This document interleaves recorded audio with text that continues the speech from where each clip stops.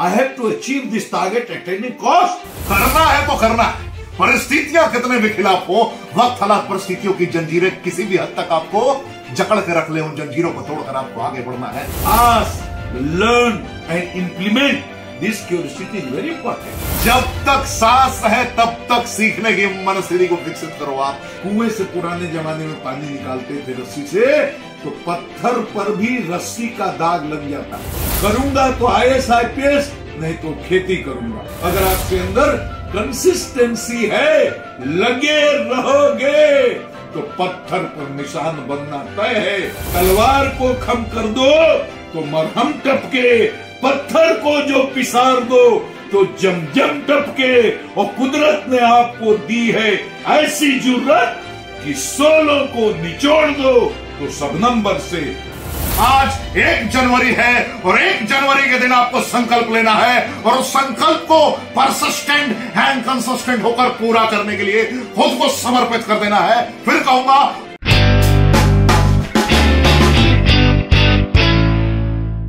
नमस्कार। हिंदुस्तान के तमाम देशवासियों को ऋषिकेश पाठक का प्यार भरा नमस्कार। कश्मीर से लेकर कन्याकुमारी तक आप मेरी आवाज सुन रहे हैं। मैंने एक ऐलान किया था कि अब चाचा और भतीजा की जोड़ी देखेंगे। चाचा और भतीजा की जोड़ी लेकर मैं ऋषिकेश पाठक आप सभी के समक्ष उपस्थित हूं। आज भतीजा के रूप में ऋषिकेश पाठक को आप देख रहे हैं, चाचा के रूप में श्री गुप्तेश्वर पांडे जी को आप देख रहे हैं, जो पूर्व डीजीपी बिहार रहे हैं। भारत के वो दिग्गज जिन्होंने अपने कर्तव्यनिष्ठ इरादों के बदौलत लोगों को जीने का एक तरीका सिखाया। आज इनसे जिंदगी के कुछ सिद्धांतों पे मैं बात करूंगा।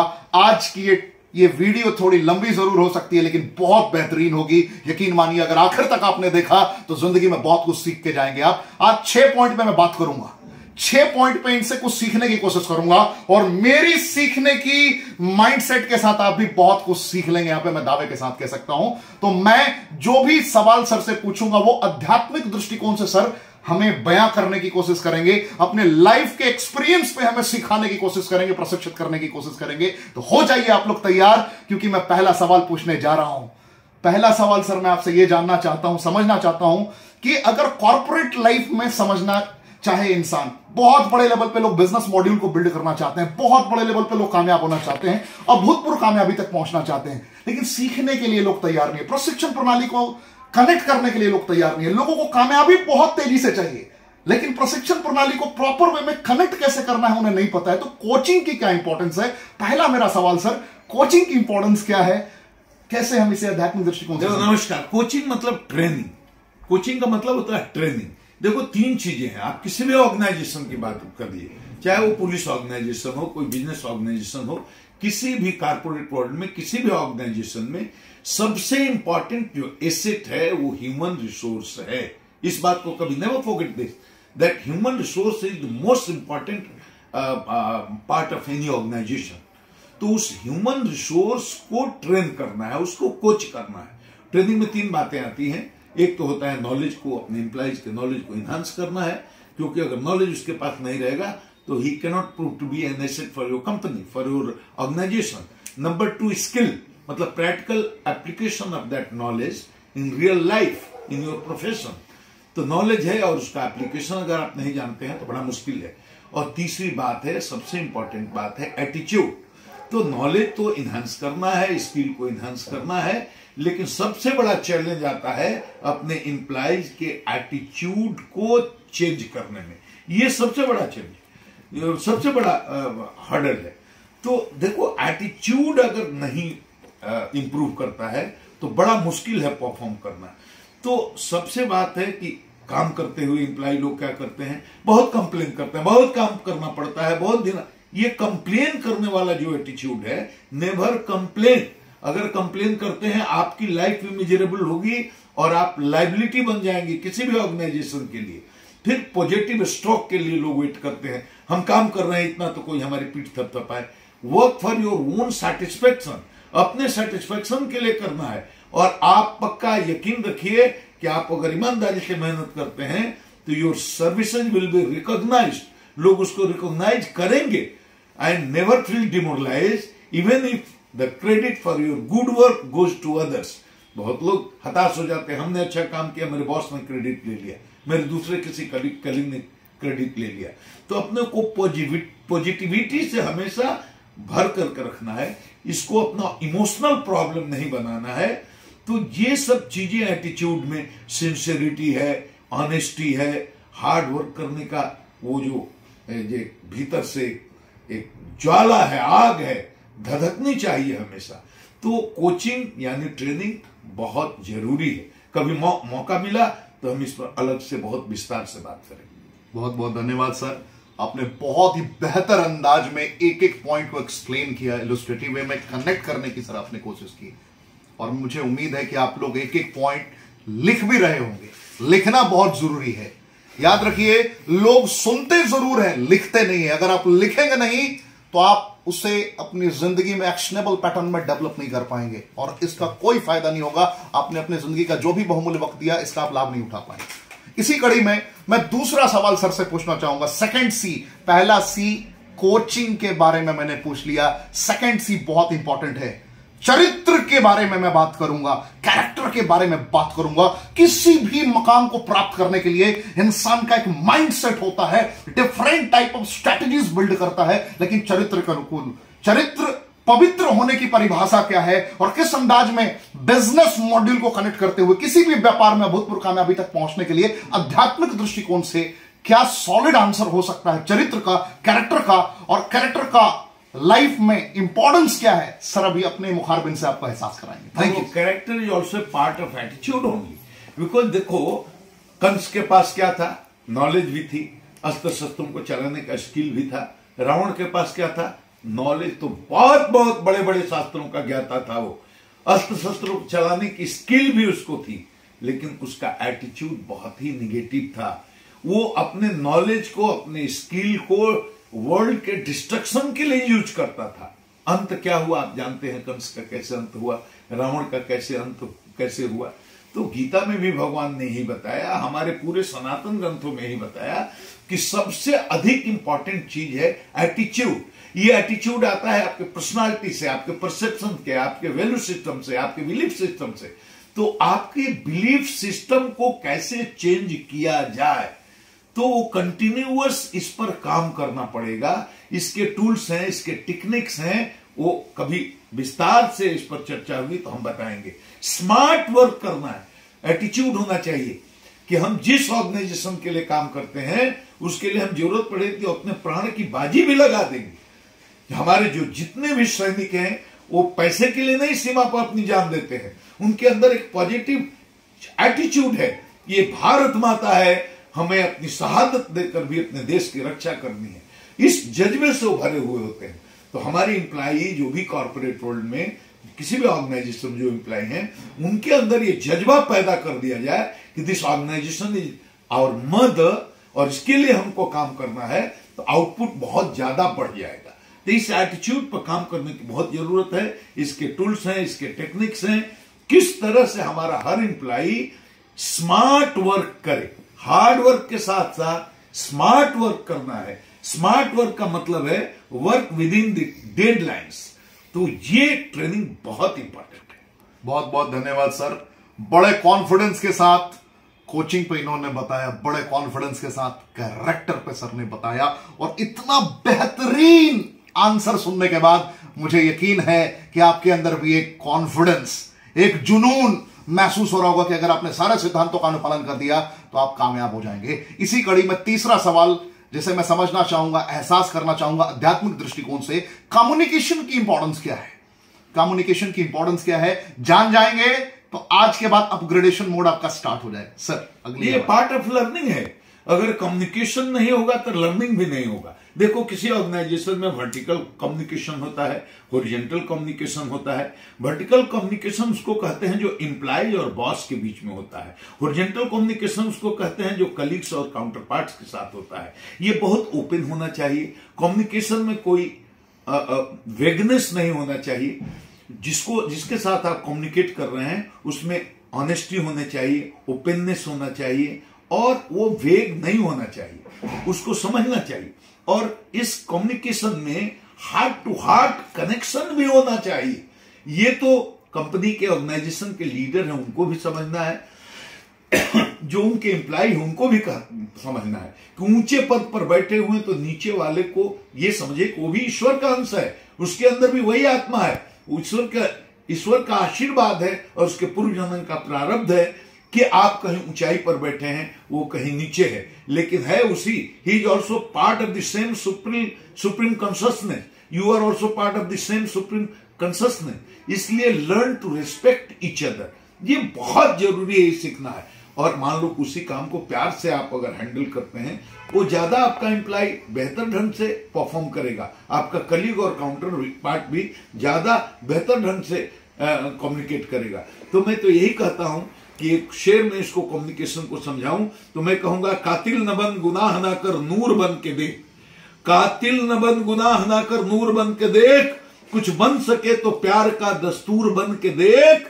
तुमको अगर निगाह से गिरने का शौक है, तुमको अगर निगाह से गिरने का शौक है, सीधी सी बात है जरा मगरूर बन के देख। मगरूर बन करके कम्युनिकेशन नहीं करना है, ये ऑर्गेनाइजेशन के एक एक एम्प्लॉय को सिखाना होगा।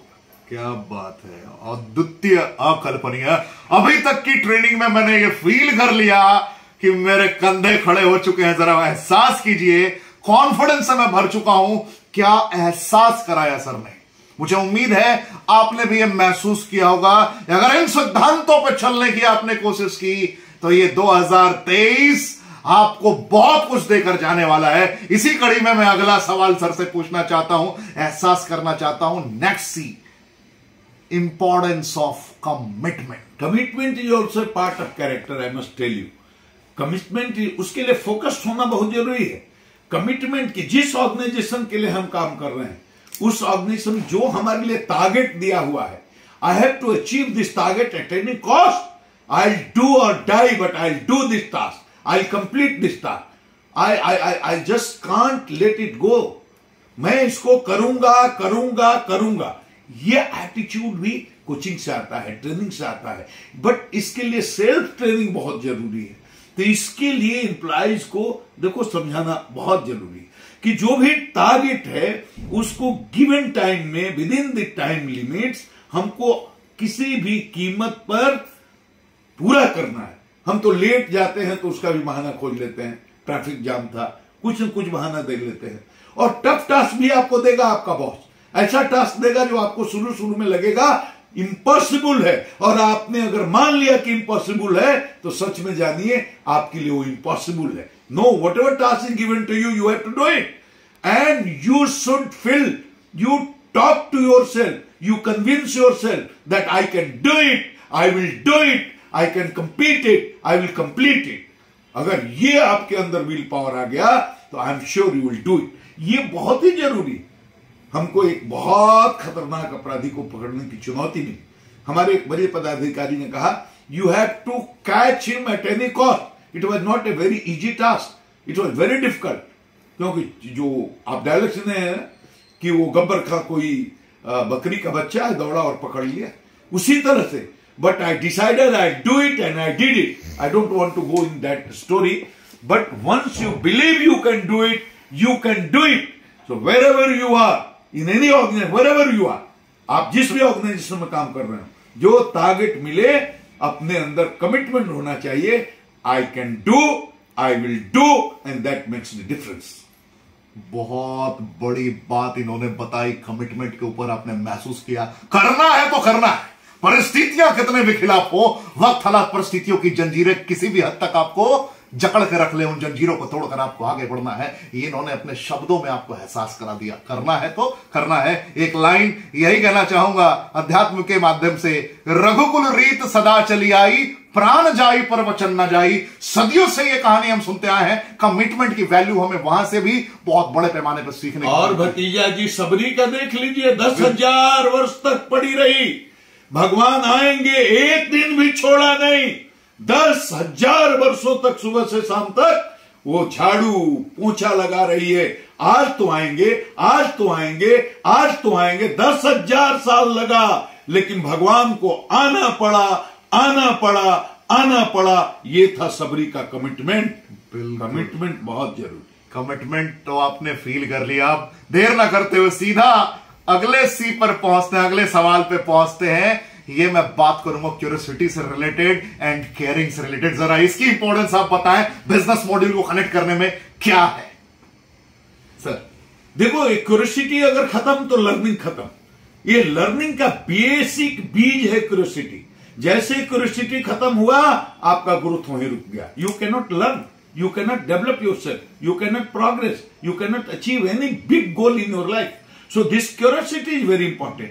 Keep a track on other company. If you are working in this organization, this company, तो similar company जो है मार्केट में, उनके फंक्शनिंग पर आप ध्यान रखिए, उसकी जानकारी रखिए, उनका स्टाइल, उनकी स्ट्रेटजी, उनका परफॉर्मेंस, सब पर नजर रखिए। Ask, learn and implement.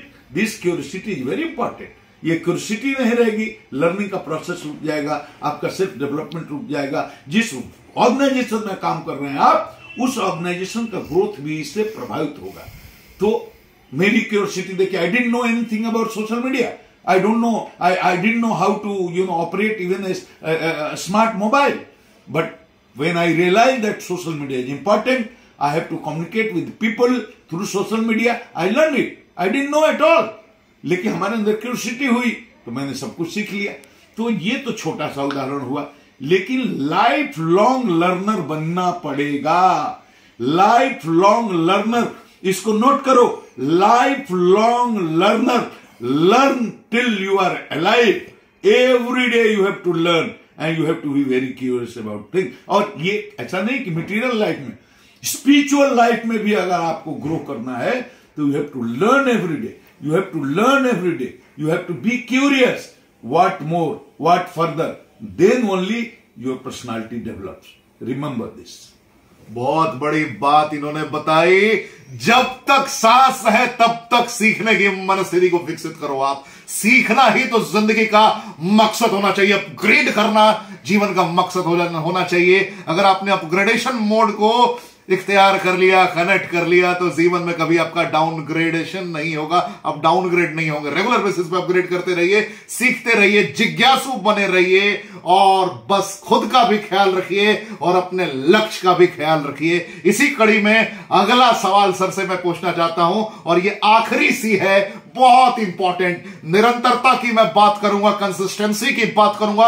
इसकी इंपॉर्टेंस क्या है जीवन में, और यही लोग मार खा जाते हैं। रेजोल्यूशन तो लेते हैं, आपने भी रेजोल्यूशन लिया होगा न्यू ईयर का कि नया साल है, मैं मार्च में ये कर लूंगा, जुलाई में ये कर लूंगा, दिसंबर में ये कर लूंगा, हर लक्ष्य को प्राप्त कर लूंगा। लेकिन आपका वो रेजोल्यूशन रेवोल्यूशन में कन्वर्ट नहीं हो पाता है। आप रास्ते में ही गिव अप कर जाते हैं। तो आप गिव अप क्यों ना करें, कैसे ना करें, उनके क्या रास्ते हो सकते हैं और कंसिस्टेंसी की इंपॉर्टेंस क्या है, अभी चाचा जी के मुखारबिन से आप सुनेंगे, यानी कि एक्स डीजीपी गुप्तेश्वर पांडे जी के मुखारबिन से आप सुनेंगे। देखो, ये आता है बिलीफ सिस्टम से। Once you believe you can do it, you can do it. मैं बता रहा हूं। तो एक बार देखो, गोल फिक्स करने में कोई हड़बड़ी नहीं। You take help of others, the experts, your parents, your friends, your colleagues, your counterpart, जिससे भी आप लेना हो ले लो। लेकिन once goal is fix, never deviate. ये फिलॉसफी है, ये याद रखो। गोल फिक्स करने में कोई हड़बड़ी नहीं, but once goal is fix, never deviate. आप किसी ऑर्गेनाइजेशन को ज्वाइन किए, ये आपका डिसीजन था। आपने वहां नौकरी की, आपका डिसीजन था। लेकिन जब आपने ज्वाइन कर लिया तो that organisation is your mother. Whatever target is given to you, you have to complete it. And once start you doing, तो आपकी योर प्रेस्टीज एनहांसेस, आपकी इज्जत बढ़ती है, आपकी प्रतिष्ठा बढ़ती है। People start recognising you and you gain respect. तो इस बात को हमेशा याद रखिए कि हमेशा रसरी आवत जात ते सिल पर परत निशान। आपने नहीं देखा होगा, कुछ लोगों ने देखा होगा, कुएं से पुराने जमाने में पानी निकालते थे रस्सी से, तो पत्थर पर भी रस्सी का दाग लग जाता। रस्सी कच्ची है, पत्थर पक्का है, लेकिन बार बार घिसने से पत्थर में दाग लगा देती है वो रस्सी। तो बार बार कीप हैमरिंग। और आप अगर ये एटीट्यूड रखते हैं तो भी आप जीवन में कुछ हासिल कर सकते हैं। देखो, यूपीएससी की तैयारी करनी थी, हमने जीवन में कभी किसी नौकरी के लिए परीक्षा नहीं दी। My academic background was not very sound. My financial background was not very sound. Situation was totally adverse. But despite of all the odds I decided to go for UPSC exam. और मैंने दोबारा एक बार तय कर लिया, मैंने किसी नौकरी के लिए परीक्षा नहीं दी, फॉर्म भी नहीं भरा।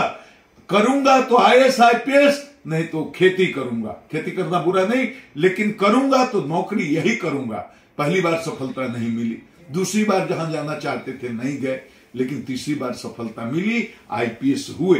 तो नए साल की बात जो कर रहे थे हमारे भतीजा जी, मैं कहूंगा कि जो भी संकल्प लो, जहां भी हो, जिस ऑर्गेनाइजेशन में हो, या अपने जीवन, अपने व्यक्तिगत जीवन में कोई गोल हासिल करना है, जो भी चाहो कर सकते हो, क्योंकि अमृत के अंश हो, कालों के काल हो, ईश्वर के पुत्र हो।